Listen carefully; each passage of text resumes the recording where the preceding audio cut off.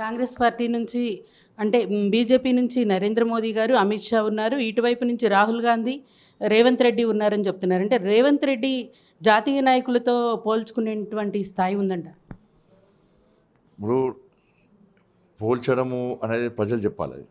ఇప్పుడు నేను జాతీయ స్థాయి నాయకుడిని, అంతర్జాతీయ స్థాయి నాయకుడిని అని చెప్పి నేను చెప్పుకోవడం కాదు. కాబట్టి రేవంత్ రెడ్డి గారి యొక్క గ్రాఫ్ మొత్తం పడిపోయింది.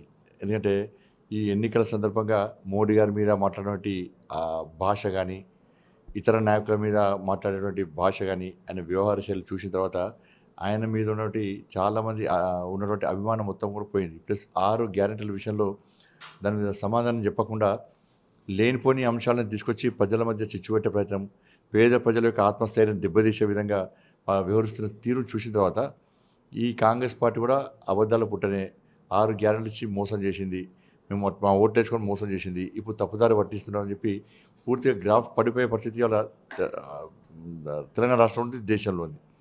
కాబట్టి రాహుల్ గాంధీ మీద అంత అభిమానం ఉంటే ఇలా రాహుల్ గాంధీని ప్రధానమంత్రి అభ్యర్థిగా ఇప్పటికీ కాంగ్రెస్ పార్టీ కానీ ఐఎన్డీఏ కానీ ఎందుకు చెప్పలేకపోతుంది? మా ప్రధానమంత్రి అభ్యర్థి రాహుల్ గాంధీ ఎందుకు చెప్పలేకపోతున్నది? రాహుల్ గాంధీ వాళ్ళ ఒక ప్రాంతంలో నామినేషన్ వేసి అక్కడ ఓడిపోతుందని చెప్పి ఇంకో ప్రాంతంలో నామినేషన్ వేసిన పరిస్థితి. కాబట్టి రాహుల్ గాంధీ కానీ, సోనియా గాంధీ కానీ, ఇంకే గాంధీ కానీ వాళ్ళు ఇవాళ రాజకీయాల్లో ఇవాళ మేము ఉంటాము అని చెప్పి చెప్పుకునే స్థితిలో లేరు. వాళ్ళ క్యాడర్ కూడా ఆ నాయకత్వాన్ని విశ్వసిస్తలేదు.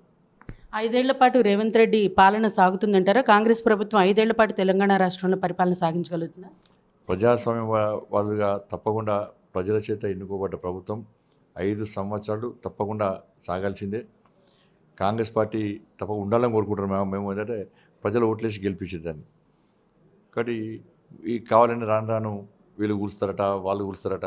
ఇంకొక విషయం ఏంటంటే కాంగ్రెస్ పార్టీ ఇంకోరికి కూల్చే అవకాశం ఏది పాపం. వాళ్ళు ఏమైనా చేసుకుంటే చెప్పలేము మనం.